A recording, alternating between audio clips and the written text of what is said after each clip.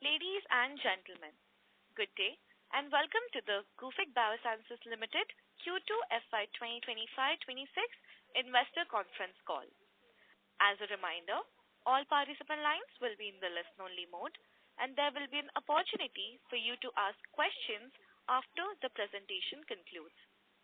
Should you need assistance during the conference call, please signal an operator by pressing star, then 0 on your touchtone phone. Please note that this conference is being recorded. I now hand the conference over to Ms. Shweta Shetty. Thank you, and over to you, ma'am. Good afternoon, everyone. I welcome you all to Gufic Biosciences Limited earnings conference call for the second quarter of financial year 25-26.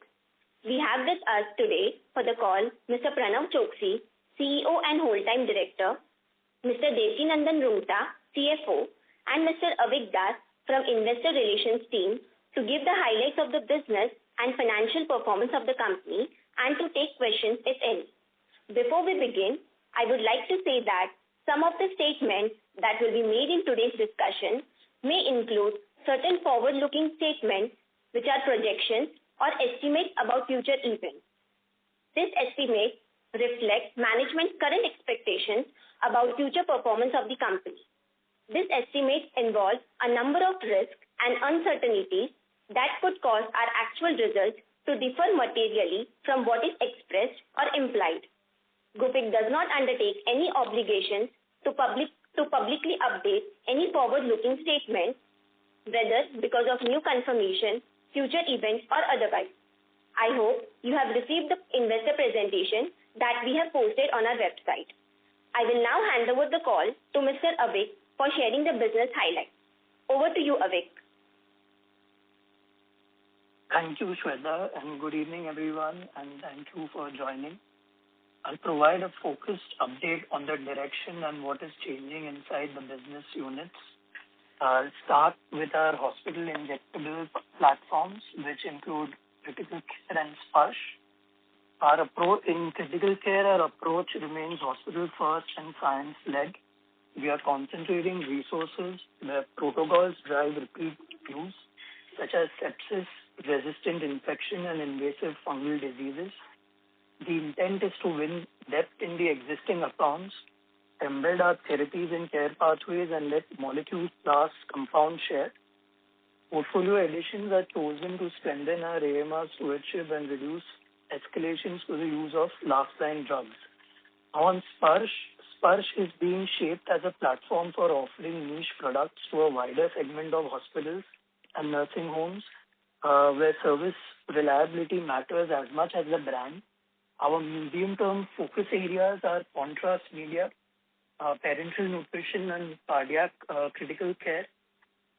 In this division, we are tightening our execution levers, which include coverage, distribution control, and increases in hospital rate contracts. So when contrast media and TPN go live, we scale within our existing accounts, and we don't have to go out looking for greenfield accounts. Moving to our women's health platform, which includes Ferticare and Zenova. Ferticare's path is category creation in advanced fertility, particularly in the reproductive immunology. The first to market immune therapy for recurrent implantation failure is about solving a very difficult clinical problem and earning specialist trust there, and adoption here will be steady and not spiky. Our brands, our working guardrails have remained unchanged as we have indicated in the previous quarter. Puregraph is trending towards a 25 crore annual run rate. Supergraph is on a 2-year path to a 15 crore brand. Guficin Alpha is well headed towards a 10 crore brand, and Cetrocare is positioned to be the top choice in the antagonist class. The objective is a coherent basket that captures more of the IVF journey and not to have a long tail of just SKUs. Now on Zenova. Zenova is a stable specialty platform in women's health and ortho. We are building preference at the point of care and balancing the mix with differentiated launches. The near-term job even here is execution.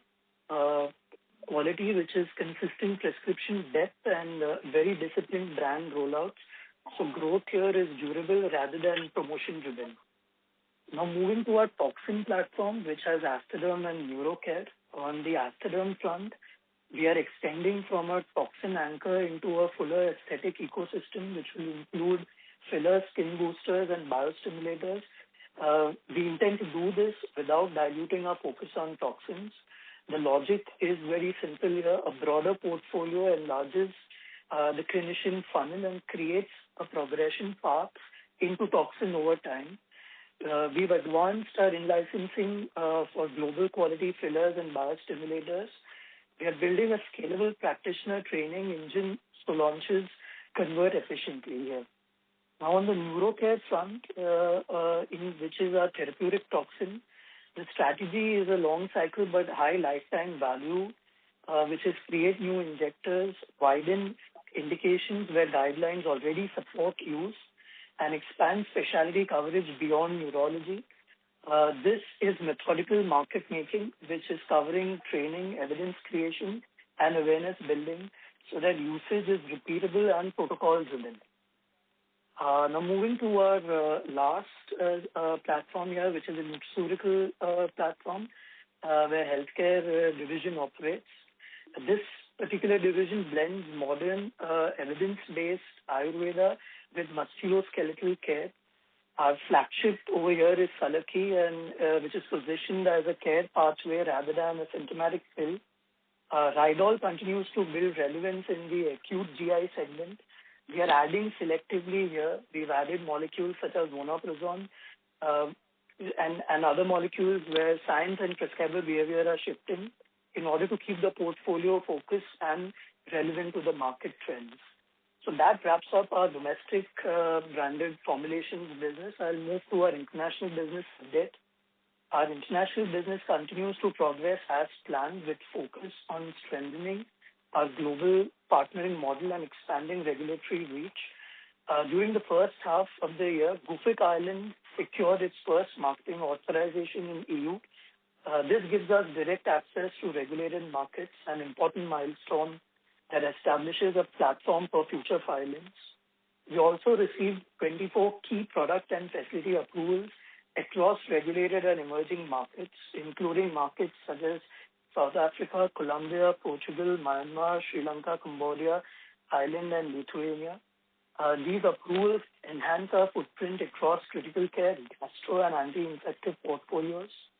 Now, on the broader opportunity which we had indicated in the last quarter, the combined addressable market for our priority molecules stands at about 800 million across identified countries. We are finalizing the sequence and timeline for market entry based on local intelligence we have begun the filing of dossiers across multiple geographies. The partnering model remains strong with continued engagement from leading global health organizations and regional partners. This is enabling us to scale our complex injectable portfolio internationally in a disciplined and compliance-led manner. Now, on the last part, I'll give you all a quick update on the Indore facility as well. So the facility continues to progress as per plan. Over the past quarter, the focus has remained on steady scale-up. Tech transfers have now been completed for 40 products and an additional 27 are under development and stability testing, expanding the base of both lyophilized and liquid injectable offerings. Vendor audits by more Indian pharma partners continue and with multiple new audits scheduled through the second half of FY26. Our global audit timelines remain unchanged with EU GMP and UK MHRA targeted for latest by Q1 of FY27 and the US FDA milestone to follow client-triggered timelines thereafter. Operationally, the plant is on track to achieve its utilization and EBITDA target for FY26, and we maintain our guidance of Indore becoming margin accretive by FY27 onwards. Overall, the project remains aligned with our roadmap and is scaling in a disciplined, compliance-first manner. With that, I hand over the call to Mr. Roonghta, our CFO, for the financial update. Thank you. Thank you, Avik.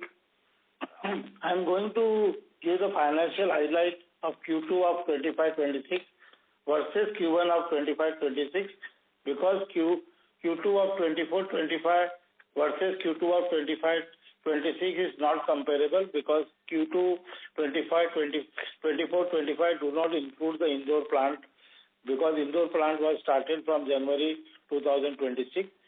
Likewise, the half-yearly result of H1 of 25-26 is not comparable with the H1 of 24-25. Therefore, I am highlighting the result of Q2 of 25-26 versus the Q1 of 25-26. The total revenue for the Q2 is 230 crores compared to Q1 of 25-26 is 227 crores.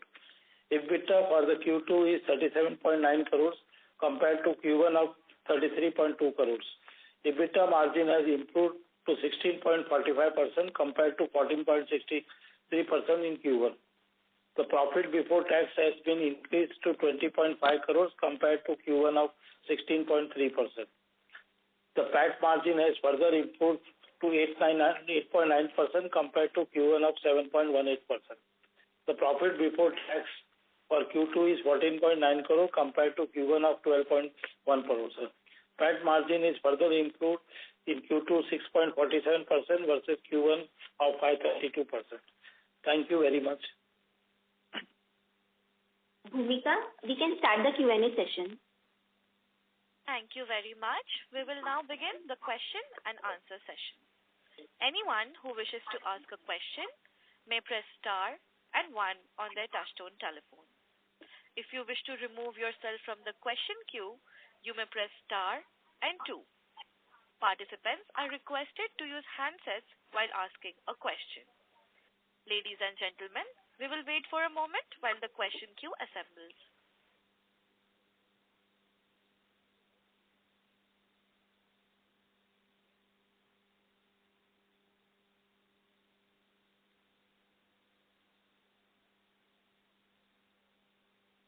The first question comes from the line of Nitin Gosar from Bank of India Mutual Fund.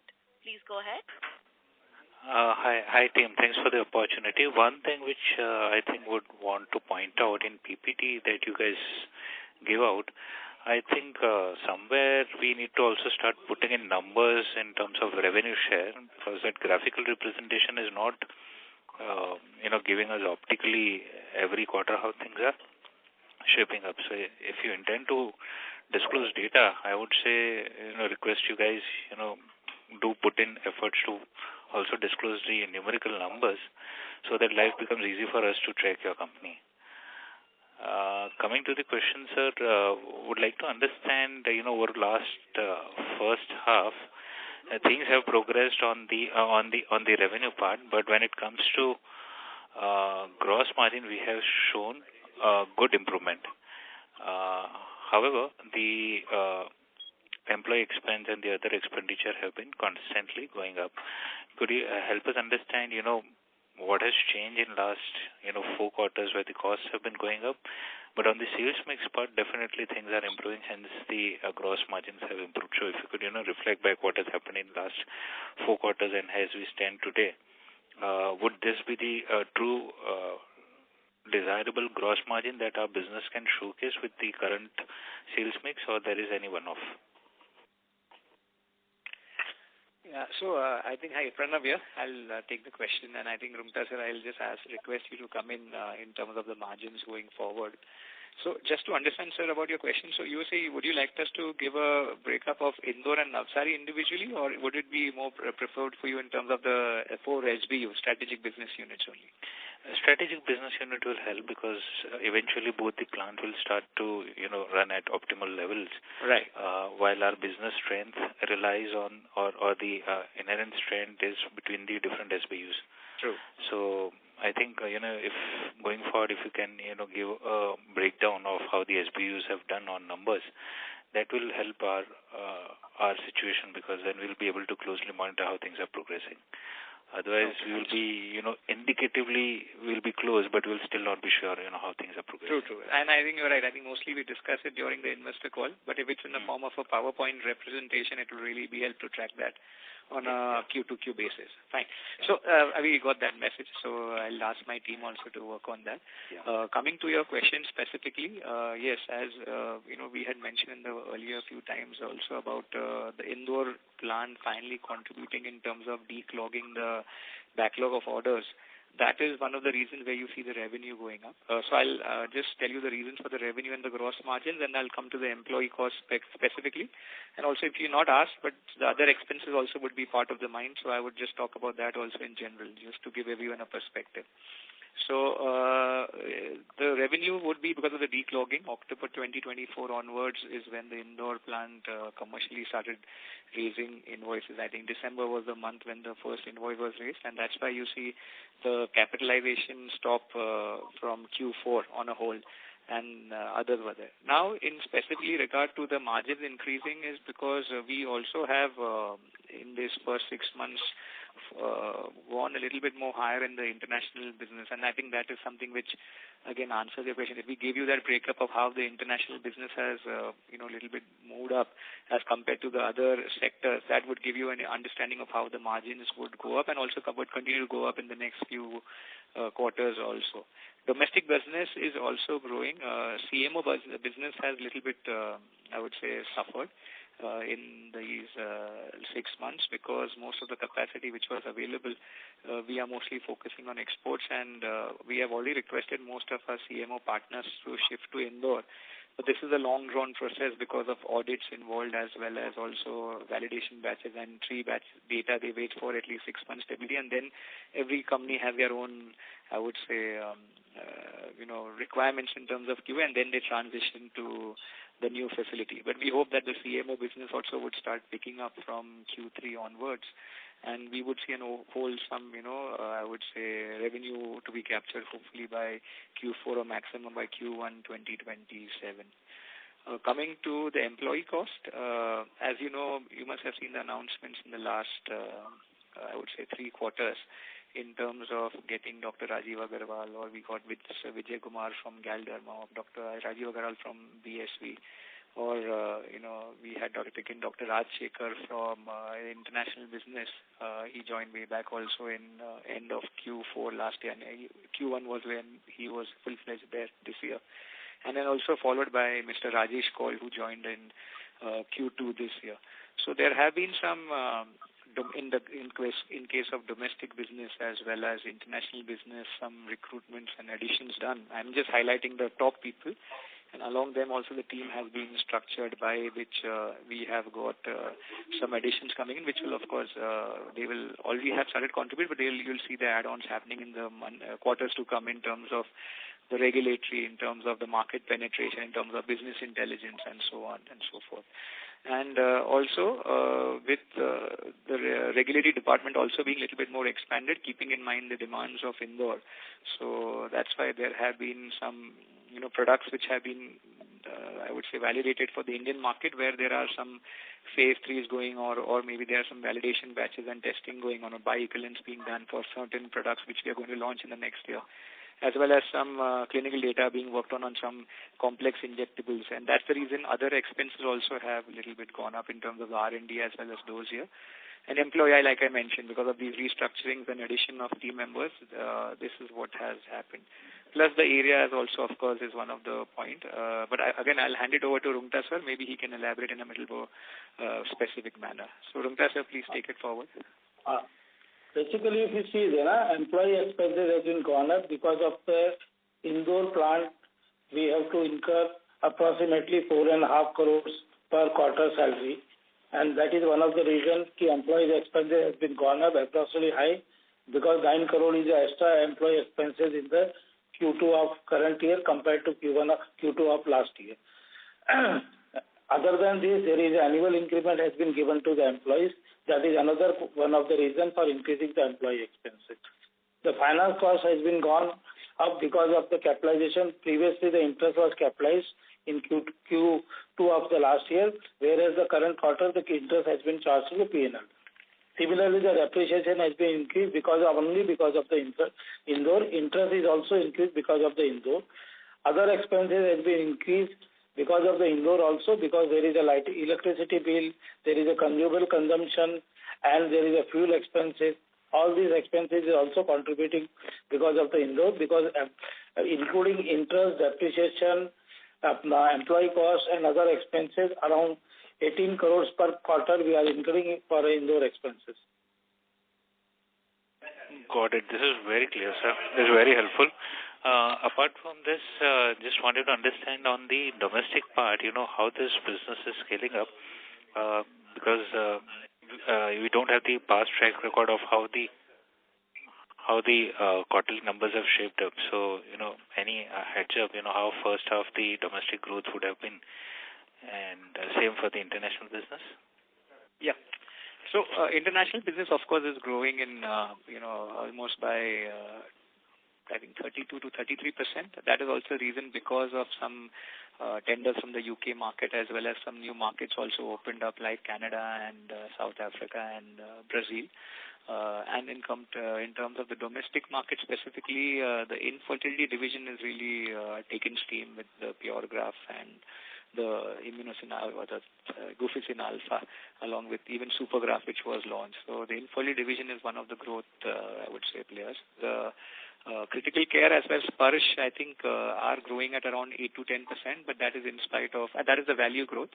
But the main issue would be, of course, the erosion of units. I'm sorry, the units are growing much higher, but the value is being eroded, so you see a net of around 4 to 6% only coming there, because there has been some erosions in pricing. So it's not the margins getting affected, but the top line being affected because there's a overall price downwards trends of the API, which has to be passed on to the market.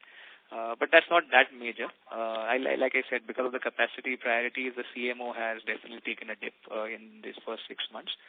But again, coming back to the domestic market, the healthcare business and Genova are in that 10 to 15% trajectory. This Ferticare is a little bit on a higher 18%, and the domestic Ferticare, critical care and Sparsh would be around 5 to 6%. Perfect, sir. Very clear. I have more questions, but I'll join the queue and come back later. All right. Thank you. All right. Actually, before we go to the next question, I just got a nudge from my colleague. We forgot to mention the botulinum toxin part of the business. And the botulinum toxin business is also growing at around 22% for both. That is neuro as well as aesthetic. So that completes the domestic basket. So that's it. Sorry, let's proceed to the next question. Sorry, I just had to add that. Thank you. The next question comes from the line of Bhavya Sonawala from Samasa Capital. Please go ahead. Thank you for the opportunity. Am I audible? Yes, hello? You're audible, Bhavya. Yeah. Please go ahead. Yeah, just two questions. So, last call you had kind of spoken about how we were in talks with some US brand for in-licensing of Stanox. So has there been any update on that? Are we still in talks? Yes. So, I think that was around 2 quarters ago. Last quarter already I also clarified that we had received an commercial offer, which we found not worth pursuing in terms of the bandwidth which we had to employ in terms of setting up a separate entity only for the regulated markets. So talks are still on, but like I said, for us, the priority right now would be to completely scale up Indore. Because as you understand, if tomorrow, even if the money comes in from someone else, the entire bandwidth to create a new facility again would put us into some sort of capital investment for the next 2 years, and my team would be engaged. So the priority right now, as a conscious call between the CFO, myself, and the team, that we have Indore, we have the dual chamber bag, we have botulinum toxin. Let's go for, I would say, focus on these 3 things which are already available with us. Get the debt off the books, go for a top line and increase the margins. Also, there'll be a sort of a GLP-1 contract manufacturing opportunity also where we'll be putting in some money, which is anyway ongoing since the last few months. So let's focus on all this where our, I would say, bandwidth is already there and we already have our hand in the field. And then maybe after a year or after 2 years, if that opportunity comes up, we can explore it. Understood. So these other opportunities like GLP you spoke about, the timeline would be another few quarters to get some solid kind of business coming in? So the GLP-1 is a pure CMO model with hetero, which is there, and one more company, but mostly with hetero, where they are going to take the brand for, like Remdesivir, as you all are aware, with Gufic had tied up with hetero for the front ending. Similarly, here we are purely looking at a CMO role for hetero, for semaglutide for the India and some other markets also. So those, I think, from Q1, the patent goes off in March 2026. So we see that I think Q1 revenues should capture that, depending on the other market players, depending on the regulatory approval, DCGI approval that is, and depending on how the market goes, So it's too preliminary to talk about GLP-1. But like I said, there is important bandwidth being utilized for that. But yes, that should be, if whatever comes upside, would come in Q1. Understood. Just a last question. I think you spoke about it, but this time reconfirm. From the last quarter to this quarter, the revenue increase has been quite nominal. So is that of the result of, one, that you spoke about, some API prices have taken a dip, and the second, that the CMO business has taken a hit? Because I'm assuming Indore would have scaled up quite a bit, considering 40 molecules have already, that transfer has been done. So is that those reasons, or is there something else that is kind of making the revenue look very marginal in terms of last quarter? So when you compare April to June to July to September, if you see the additional revenue, which whatever you can see as compared to the last year, is purely Indore related. Because, as you know, we were almost out of capacity in Navsari. Now, answering your question specifically about Q1 versus Q2, so there's always a transition where, some quarters you take a product like a ticoplanin, and some quarters you take a product like a pantoprazole.